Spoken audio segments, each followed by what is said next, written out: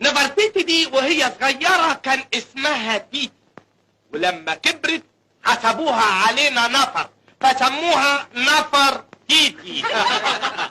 يا سلام. امال دي لو كانت تخينة زي حضرتك كانوا سموها نفرين تيتي. مفيش كلام.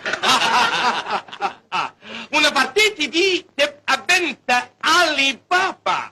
بنت علي بابا ازاي؟ دي نفرتيتي من مصر وعلي بابا من بغداد، يبقى ابوها منين بقى؟ ايوه انا اقول لك منين.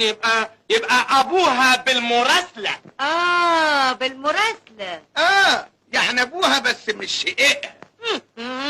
هو في اب شقيق واب مش شقيق؟ ايوه يعني من اب تاني. ومع ذلك ما تدقيش او كلام متاحف.